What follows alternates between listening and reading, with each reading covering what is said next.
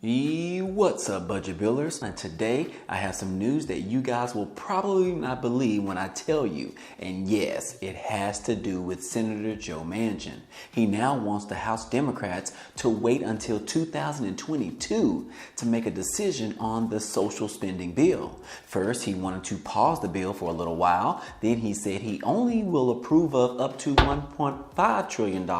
And now he wants to just put the bill on ice until sometime next year. The Democrats have got to do something with this guy. I honestly think he is working for the Republicans. Either they have a bounty out on him or they are paying him lots of money under the table. But anyways, guys, in other news, the House is preparing to discuss legislation sometime today on a cost of living adjustment for veterans. This is known as COLA. Military retirees and disabled veterans could see their monthly checks jump by hundreds of dollars each month in 2022, which should be the largest increase since 1983. Also, Representative Alexandria Ocasio-Cortez is proposing a new bill that would reinstate unemployment benefits, as well as the ERA unemployment insurance programs. She is now fighting to get these reinstated and extended through February of 2022. And outside of all of that, we have some daily news bites that I want to share with you as well. Now, these are just some of the topics that we are going to cover today in this video. If this is your first time to the channel, hey, welcome and glad to have you. On this channel, we talk about finance, real estate, credit cards, Bitcoin and crypto, and stimulus update news. So if you're interested in any of those, go ahead and hit the subscribe button for me. That way you can join our community. Also, if you end up liking the content in this video or even laughing at one of my silly, crazy jokes, then be sure to like this video. Other than that, guys, hey, let's go ahead and jump right into the video.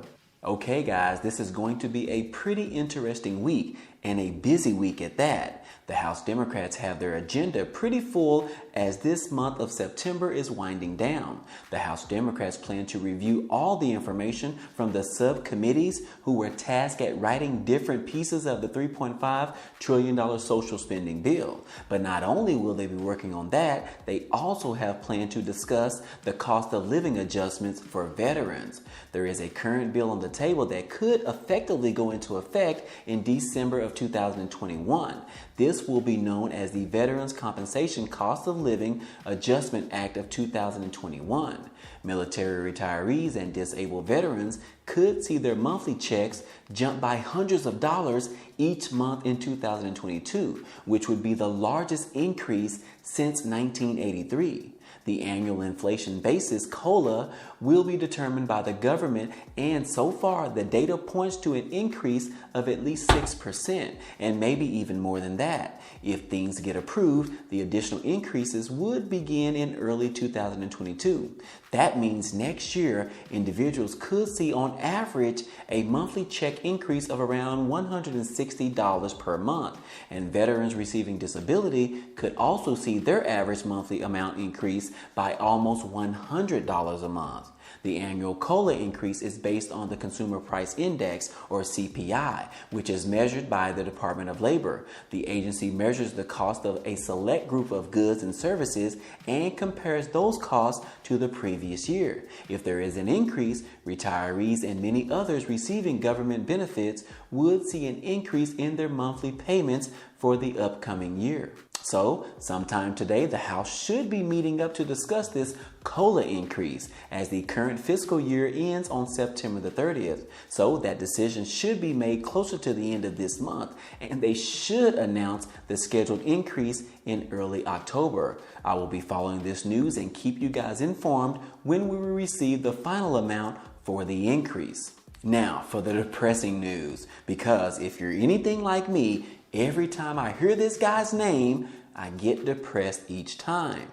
If you guessed it, Senator Joe Manchin, you are correct. I swear this guy is working for himself and not the American people. But anyways, guys, hey, Manchin has been in the news almost every day because he is the Democrat, but he is opposing the $3.5 trillion social spending bill. He believes that $3.5 trillion is just too much money. He stated that as of now, he could only support up to $1.5 trillion until he knows exactly what the money is going to be used for. So about 2 weeks ago, he stated that he is suggesting that the Democrats put a pause on the massive stimulus package and to just sit back and see how things play out. Well, as of late last night, Manchin suggested that the Democrats pause the bill altogether until sometime in 2022. So get this, guys, as we are finally getting ready to vote on the infrastructure bipartisan bill in 7 days, Manchin is suggesting to pause the discussions around the social spending bill until 2022. Man, Manchin has been saying this for a while to just pause the discussions around it for now. But now he is giving us a timeline of just how long he wants us to wait on this bill. Manchin wants to wait until 2022 to pick up the discussions around the $3.5 trillion spending. 2022? That's almost more than 3 months away. I mean, dealing with these senators in Congress, we already have to wait at least 1 or 2 months just so they can get their work done. And now he wants us to wait 3+ months just to discuss the bill? This is ludicrous, guys. Get out of here, Felicia.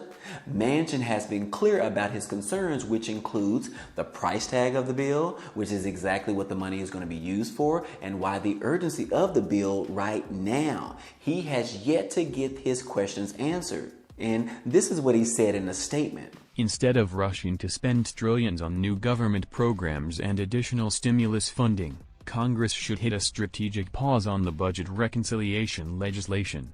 A pause is warranted because it will provide more clarity on the trajectory of and it will allow us to determine whether inflation is transitory or not. I, for one, won't support a $3.5 trillion bill, or anywhere near that level of additional spending, without greater clarity about why Congress chooses to ignore the serious effects inflation and debt have on existing government programs. Recently, Representative Pramila Jayapal responded to the notion of Manchin wanting to pause this bill. She said, pause on finally delivering childcare, paid leave, education, health care, affordable housing, climate action, and dental, vision, and hearing to millions of families across America? Absolutely not. Even President Biden tried to speak with Joe Manchin last week in an attempt to persuade him to get behind this bill for the Democrats and the American people, but Biden came up short.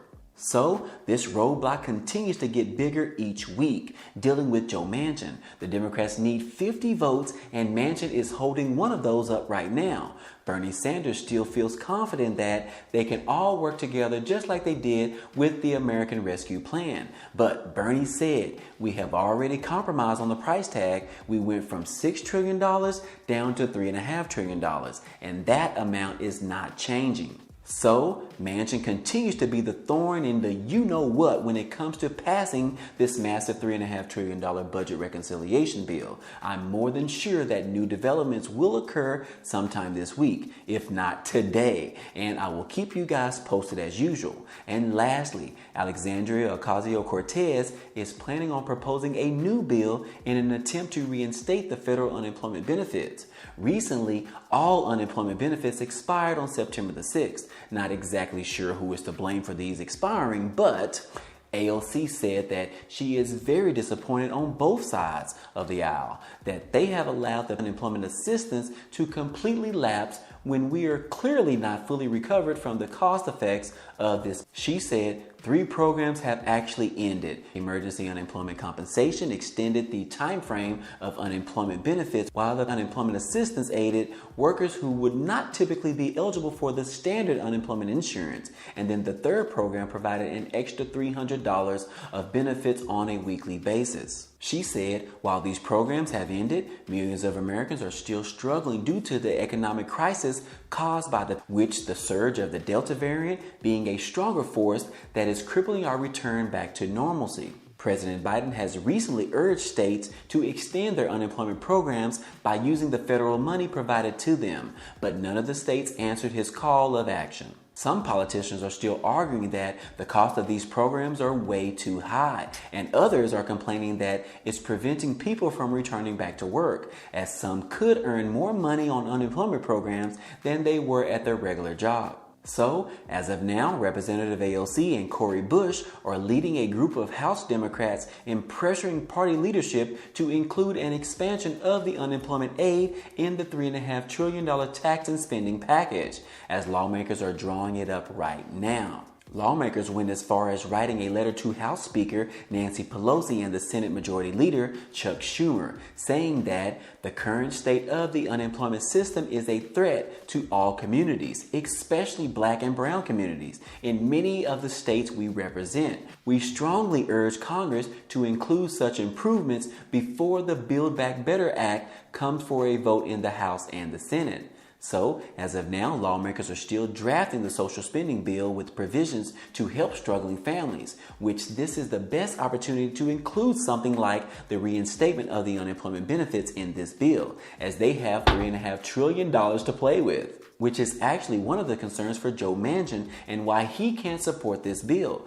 because they just don't know exactly what's in it so far. But hopefully by the next week, we should have a vote on the bipartisan bill in the House, and we should know more details of what's going to be included in this $3.5 trillion spending bill. As we learn more this week, I will keep you guys updated as usual.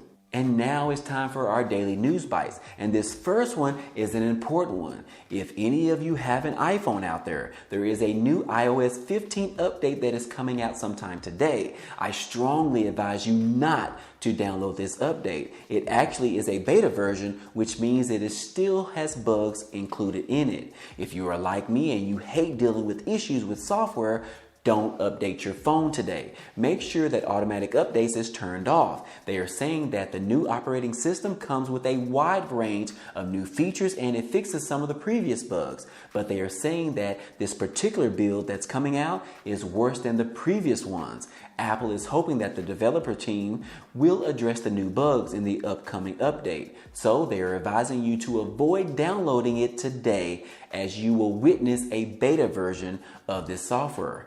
Governor Greg Abbott of Texas is not doing too well right now as far as the polls go. He is competing with the movie star Matthew McConaughey and Bill O'Rourke. The latest poll in the Dallas Morning News is showing his approval rating has dropped to 45%. This is probably mostly due to the actions he took regarding preventing school districts to making their own decisions whether to mandate masks or not. He should have stayed in his lane and not allow politics to intervene with the protection of our children. Secondly, the U.S. drone strike that civilians in Afghanistan, the U.S. had admitted that they had made a mistake, but bombing a vehicle they thought was full of explosives.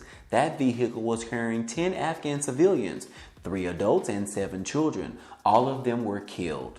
Relatives of the Afghan are asking for punishment to the people who authorized that drone strike, and they are asking for compensation over the deaths of their family members. The relatives said that it's good news that the U.S. has officially admitted that they had attacked innocent people, but they still need justice. The U.S. has yet to respond on whether they will compensate the relatives' families or not. And hey, my time is up, guys. This has been a 4th stimulus check update for today. Now, if you enjoy any of this information or found it to be useful, be sure to hit the like button for us. It definitely helps out a lot, and it also tells YouTube to share this video with others. And if you haven't already, hit the subscribe button for me so that you can be a part of this community, and hit the notification bell to be notified of each new video.